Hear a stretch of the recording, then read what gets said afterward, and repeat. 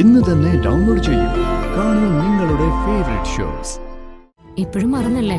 ഇല്ല, മറന്നിട്ടില്ല. എന്നോട് കള്ളം പറയൊന്നും അല്ലല്ലോ അല്ലേ? ഏയ്, എന്ത് കള്ളം? അല്ല, ജനലെല്ലാം അടച്ചെന്ന്. എന്റെ കൂടെ സ്നേഹം ഉണ്ടായിരുന്നു. ഒറ്റയ്ക്ക് വരുമെന്നല്ലേ എന്നോട് പറഞ്ഞിരുന്നത്? പക്ഷെ രണ്ടുപേരെ ഞാൻ കണ്ടതായി ഓർക്കുന്നു. അപ്പൊ ഹരീഷ് അമ്പലത്തിൽ വന്നായിരുന്നോ? പിന്നെ താൻ എന്താ കരുതിയത് ഞാൻ വരില്ലെന്നു? കുറെ നേരം ഞാൻ അവിടെ കാത്തു നിന്നു. രണ്ടു പെൺകുട്ടികൾ ക്ഷേത്രത്തിലേക്ക് കയറി പോകുന്നതും ഞാൻ കണ്ടു. പക്ഷേ അത് താനായിരിക്കുമെന്ന് ഞാൻ വിചാരിച്ചില്ല. ഒറ്റയ്ക്ക് വരാൻ പേടിയായതുകൊണ്ടാ ഞാൻ സ്നേഹം കൂട്ടി വന്നത്. എന്തിനാ പേടിക്കുന്നത്? ഞാനങ്ങനെ ആളെ പിടിച്ച് തിന്നൊന്നുമില്ല. അങ്ങനെ പിടിച്ചു തിന്നാൻ വന്നാ അതിന് വേണ്ടത് എന്താണെന്ന് എനിക്കറിയാം. എന്റെ അമ്മോ, താൻ ആള് കൊള്ളാലോ.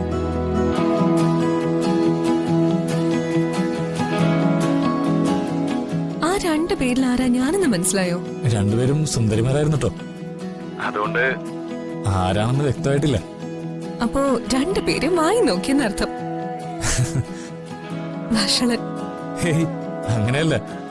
തന്നെ തിരിച്ചറിയാൻ ഒരു ഫോട്ടോ പോലും താൻ സോഷ്യൽ മീഡിയയിൽ ഇട്ടിട്ടില്ലല്ലോ. ഒന്ന് രണ്ട് തവണ ഞാൻ ഫോട്ടോ ചോദിച്ചിട്ടും താൻ തന്നില്ല. അമ്പലത്തിൽ വെച്ച് നേരിട്ട് കാണാന്ന് പറഞ്ഞു. ഒറ്റയ്ക്ക് വരുന്ന ആളെ നോക്കി ഞാൻ അവിടെ കാത്തിരിക്കായിരുന്നു. അതുകൊണ്ട് നിങ്ങൾ രണ്ടുപേരും വന്നത് ഞാൻ ശ്രദ്ധിച്ചതുമില്ല. അത് നന്നായി. ഇനിയും കാണാനുള്ള ഒരു ആകാംക്ഷ കിടക്കുമല്ലോ. ആകാംക്ഷയല്ല, എനിക്കിപ്പോ വലിയ നിരാശയാ. അതെന്തിനാ? അത്രയും ബുദ്ധിമുട്ടോടെ വരെ വന്നിട്ട് തന്നെ ഒന്ന് കാണാനോ സംസാരിക്കാനോ പറ്റിയിട്ടില്ല. ഇതിപ്പോ ആളറിയാതെ മനസ്സിൽ വെച്ചുകൊണ്ട് ഇങ്ങനെ നടക്കുന്നതിനൊരു വിഷമം. സാരല്ല, ആ വിഷമമൊക്കെ താനെ മാറിക്കോളും. നേരിട്ട് കാണാനുള്ള സമയമായില്ല എന്ന് വിചാരിച്ചാ മതി. അങ്ങനെയല്ലടോ, ഞാൻ എന്റെ ചേച്ചിയോടും അമ്മയോടൊക്കെ തന്നെ കാണാൻ വരുമെന്ന് പറഞ്ഞിട്ടാ വന്നത്. ഈശ്വര, അവരോടൊക്കെ എന്നെ കുറിച്ച് പറഞ്ഞോ? പിന്നെ പറയാതെ. എന്റെ ഏത് കാര്യം ഞാൻ ആദ്യം പറയുന്നത് എന്റെ ചേച്ചിയുടെ അടുത്താ. ചേച്ചി അറിഞ്ഞാ പിന്നെ അമ്മ അറിയുന്നുള്ള കാര്യത്തിൽ തർക്കമേ വേണ്ട. രണ്ടുപേരും കൂടെ കളിയാക്കുക. എന്തിന്? തന്നെ കാണാതെ തിരിച്ചു വന്നതിന്. കോന്തൻ കൊല്ലത്ത് പോയതുപോലെ എന്നാ അമ്മ പറഞ്ഞത്. താൻ ചിരിക്കടോ, എന്റെ വിഷമം എനിക്കല്ലേ അറിയൂ. വിഷമമൊക്കെ മാറും. കാണാതിരുന്ന് കാണുന്നതിന് ഒരു സുഖമുണ്ട്. കാത്തിരിപ്പിന്റെ ഒരു രസമുണ്ട്. എടോ, നമുക്ക് മാത്രമായിട്ടൊന്ന് കണ്ടാലോ? പിന്നെ വരുമ്പോ കൂടെ വേറെ ആരും കൊണ്ടുവരണ്ട കേട്ടോ. താൻ തനിച്ചു വന്നാ മതി. ഏയ്, അതൊന്നും പറ്റില്ല. അതല്ലടോ, എനിക്ക് തന്നെ ഒന്ന് കാണണം. ചില കാര്യങ്ങൾ പറയാനുണ്ട്. എന്നെ കുറിച്ചുള്ള കാര്യങ്ങളാണ് കേട്ടോ. ഇത്തവണ എന്നെ നിരാശപ്പെടുത്തരുത്. സമയപ്പോഴാണെന്ന് താൻ പറഞ്ഞാൽ മതി. ഞാൻ വരാം. പക്ഷെ കാണണമെന്നുള്ള കാര്യത്തിൽ ഒരു മാറ്റമില്ല. അത് വേണോ? വേണം. താൻ വരില്ലേ? വരാം. ശരി, എന്നാ ഞാൻ വെക്കട്ടെ. ശരി.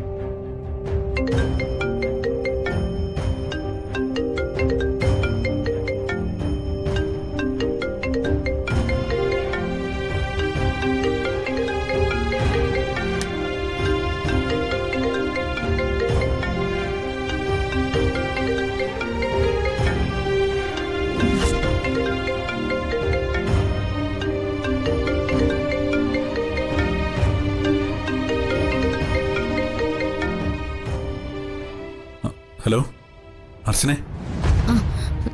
സച്ചേട്ടൻ ഉറങ്ങിയോ? ഇല്ല, ഞാൻ ഉറങ്ങാൻ പോകുന്നേ ഉള്ളൂ.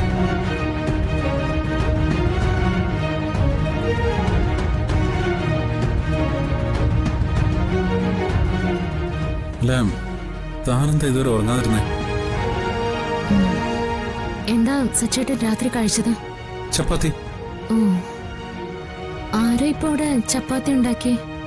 ആ അത് പിന്നെ ഞാനിന്ന് പുറത്തുനിന്ന് കഴിച്ചത്.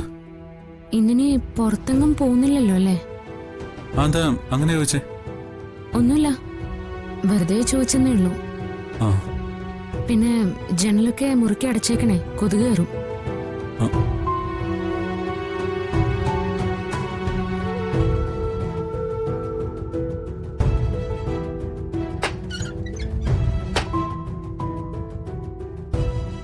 ഇപ്പോഴും മറന്നല്ലേ? ഇല്ല, മറന്നിട്ടില്ല.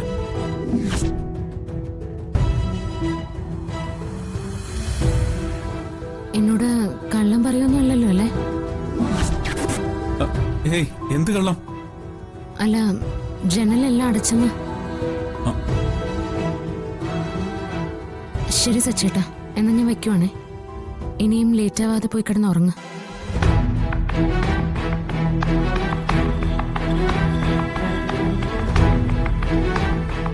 എന്തോ കള്ളത്തരം ഉണ്ടല്ലോ. സച്ചേട്ടൻ വീട്ടിലുള്ളതുപോലെ എന്നോട് സംസാരിച്ചത്. അപ്പോ സച്ചേട്ടൻ എവിടെ ആയിരിക്കും?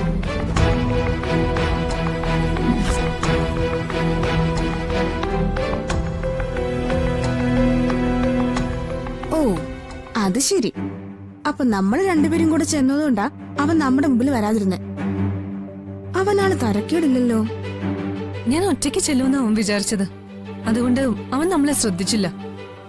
നമ്മളിൽ ആരാ അനഘയെന്ന് അവന് മനസ്സിലായില്ല. അത് നന്നായി.